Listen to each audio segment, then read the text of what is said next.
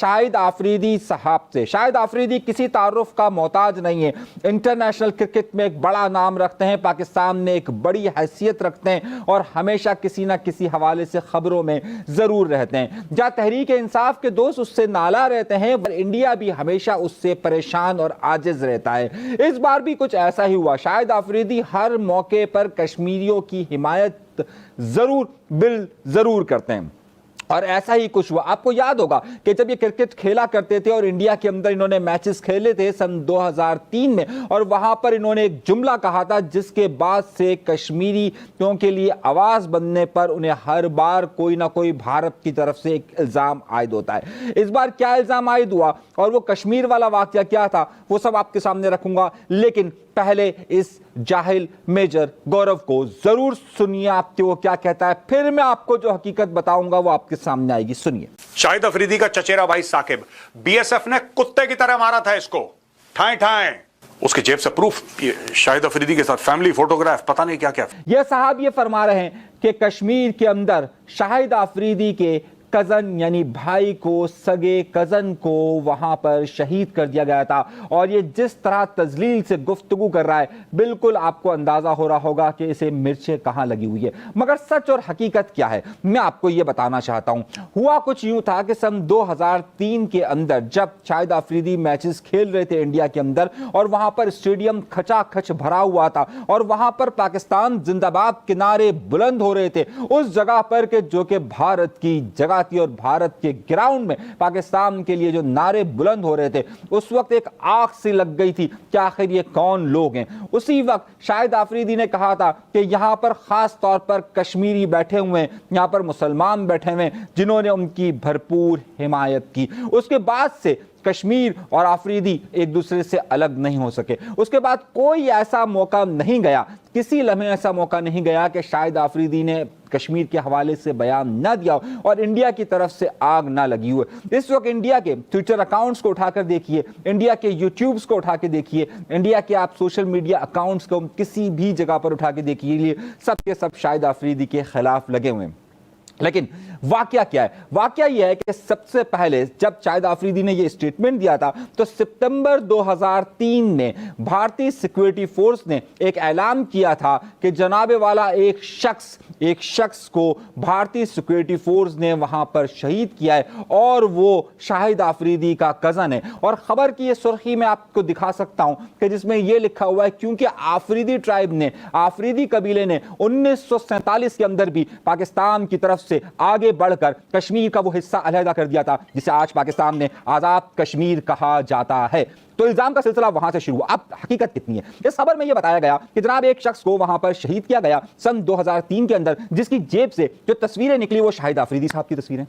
अब आप मुझे एक बात बताइए, कोई भी शख्स अगर कहीं पर हमला करने के लिए जाए, कहीं पर भी कुछ कार्रवाई करने के लिए जाए, तो क्या वो अपने जेब के अंदर शनाख्ती कार्ड रखकर जाएगा कि जनाब मैं शाहिद अफरीदी का रिश्तेदार हूं? आज तक कभी आपने कभी सुना, कभी देखा, कभी ऐसा है? नहीं जी। उन्होंने कहा कि उसकी जेब से शाहिद अफरीदी की बहुत सारी तस्वीरें निकली, इससे ये बात साबित होती है कि ये अफरीदी ट्राइब का आदमी है और ये शाहिद अफरीदी का कजन है। भाई साहब, कश्मीर, आप अगर उससे इस वाक्य से चंद दिन पहले का वाक्य अगर आप बयान कीजिए तो आपको इसी बात की तरफ मैं लेकर आ रहा हूं, क्योंकि वो वहां पर चैंपियंस ट्रॉफी, वहां पर मैचेस खेलने के लिए गए थे और शाहिद अफरीदी ने यह बयान दिया था कश्मीर के हवाले से, जिसके बाद कश्मीर की उनकी फॉलोइंग बहुत ज्यादा हो गई थी। तो इसको बहाना बनाते हुए भारतीय सिक्योरिटी फोर्स ने कहा कि एक शख्स जिसके पास से बहुत सारी तस्वीरें निकली है और वो शाहिद अफरीदी का कजन है, पहला कजन है। ये सारा का सारा प्रोपेगेंडा था। सहाफत की जबान में इसे आप कहते हैं एंगलिंग करना, यानी एंगल इस तरीके से किया जाता है कि खबर के अंदर ओपिनियन बिल्ड किया जाता है, यानी ओपिनियन, राय बनाने की कोशिश की जाती है। दर हकीकत जब हमने इस बारे में पूरी तहकीकात की तो हमें अंदाजा हुआ कि शाहिद अफरीदी का कोई कजन का यह वाकया रोनुमा नहीं हुआ, बल्कि सिर्फ और सिर्फ ये एक अफवाह और एक प्रोपेगेंडा था कि जो कि शाहिद अफरीदी के वहां पर मैचेस के हवाले से दिया गया था।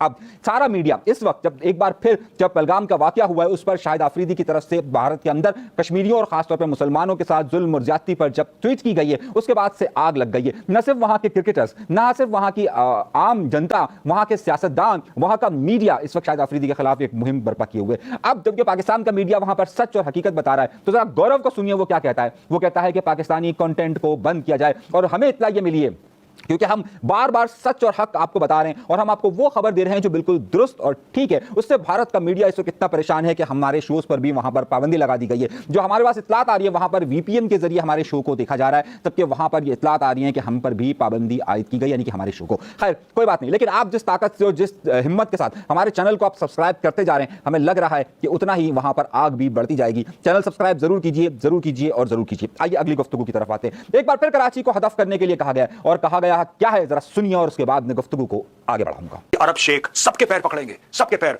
मालिक कराची आपके नाम कर दिया, कराची पता लगा चार चार अलग लोगों के नाम कर रखा, बाद में आके लड़ रहे हैं कि कराची तेरा है कि मेरा है। अब इन्होंने ये कहा कि जनाब वहां पर समंदर के पास इनका एक बहुत ही आईएनएस क्रांत वहां पर मौजूद है। आईएनएस क्रांत क्या है? आईएनएस क्रांत वो है कि जिसमें एयरक्राफ्ट मौजूद होते हैं। 262 मीटर लंबा ये वो बहरी जहाज है कि जिसमें उनके बहुत सारे हवाई जहाज यानी कि एयरक्राफ्ट मौजूद हैं और ये दावा करते हैं कि जनाब ये 22,000 करोड़ से ये बनाया गया है और इस खत्ते में शायद हमारे पास है। इनके ये गलतफहमी है, ये समझते हैं कि जनाब ये हमने ही बनाया है और ये इत्तला दी थी कि 22 अप्रैल को ये वाकया रोनुमा होता है और 23 अप्रैल को ये कराची से बहुत ज्यादा करीब बहरा अरब के अंदर मौजूद दिखाई देता है। मगर मैं आपको ये इत्तला देता हूं और मैं आपको सैटेलाइट से और तमाम चीजों से ये पिक्चर्स वाजे कर सकता हूं कि सिर्फ और सिर्फ ये 23 अप्रैल के दिन आया था और 24 अप्रैल को दोबारा ये अपनी बंदरगाह की तरफ चला गया था। अगर ये गौरव को यकीन नहीं आता है, गौरव कर ऐसी बकवास कर रहा है, तो जाकर मैं गौरव को चैलेंज देता हूं जो इसने अभी ये बात कही क्रांति, सुनिए। आपका एयरक्राफ्ट कैरियर अरेबियन सी पे है, राइट? आपको कुछ नहीं करना सर, पाकिस्तान नेवी की जो भी फ्रिगेट सामने से, मिसाइल बोट सामने से जा रही हो, आप एक मिसाइल बोट डुबा दो।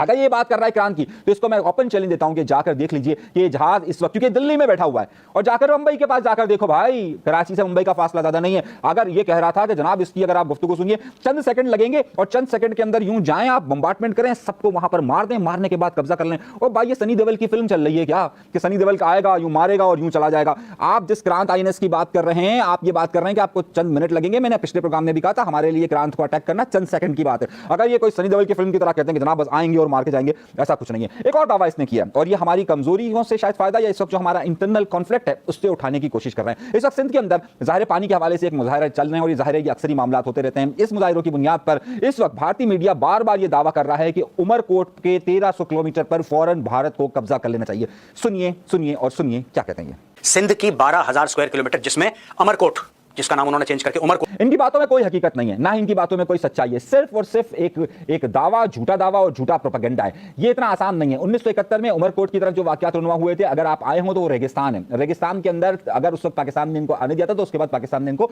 भगाया भी था। अब इनकी नजर खास तौर पर कराची, उमरकोट और इन इलाकों के अंदर है। आप ये देखिए कि मुसलसल भारत की तरफ से जो प्रोपेगेंडा किया जा रहा है उसमें कराची को हिट करने की, उमरकोट को हिट करने की और लाहौर की तरफ भी कम बात की जा रही है। ज्यादा इनका फोकस जो आ रहा है वो कराची और सिंध के अंदर बम्बार्टमेंट आ रहा है। ये इस वक्त ये चाहते हैं, ये समझते हैं कि जनाब इस वक्त सिंध में अगर पानी के हवाले से मुजाहिरे चल रहे हैं तो सिंध के अंदर बहुत कमजोरी है, हम अटैक करेंगे तो ना जाने क्या सूरत हाल हो जाएगी। ऐसा कुछ भी नहीं होगा, ना ही ऐसी कोई सूरत हाल पैदा होगी। सिर्फ और सिर्फ ये लफ्जी गोलाबारी है, इनके अलावा कुछ नहीं। आज मैं इंडियन मीडिया को देख रहा था, वो कह रहा था देखिए कल आर्मी चीफ की जो है वो वजीर दाखिला से मुलाकात हुई थी और इंटीरियर मिनिस्टर से मुलाकात हुई थी, और आज देखिए इंटीरियर मिनिस्टर की जो है वो मुलाकात हुई है मोदी से, और मोदी के बाद देखिए अब हिकमत अमली का तयन हो जाएगा और अगले 3-4 दिनों के अंदर बम्बार्टमेंट ही बम्बार्टमेंट होगी। भाई साहब ऐसी बातें नहीं है। वो मैंने देखा कुछ लोग ये दिखा रहे थे कि बोतल में पानी, कह रहे थे देखो पानी नहीं है तो तुम चाय कैसे बनाओगे। देखें ये सारी फिल्मी बातें, जिस तरीके से गौरव यहां पर फिल्मी कहानियां सुना रहे ना कि एक जहाज आएगा, पाकिस्तान बम्बार्टमेंट करेगा, हम फौरन कब्जा कर लेंगे। आपने खुद ने सुनी ना ऐसी गुफ्तगू, किस तरह की हिम्मत बने की गुफ्तगू करता है, इसी तरह की गुफ्तगू है और कोई बात नहीं। दूसरी तरफ ये कायद आज़म मोहम्मद अली जिन्नाह के लिए जो लफ्ज़ इस्तेमाल कर रहे हैं, इनको जरा गौर से इस बात को देखना चाहिए कि जनाब हम भी बहुत कुछ कह सकते हैं, हम बिन कपड़ों के लोगों पर और हम गांधी से लेकर मोदी तक की बहुत सारी कहानियों को हम खोल सकते हैं और हमें मालूम है कि अंदर से कौन कितना गंदा और कितना सच्चा है। सही है, ये सारी बातें हमें मालूम है, लेकिन अगले प्रोग्राम पर रखते हैं।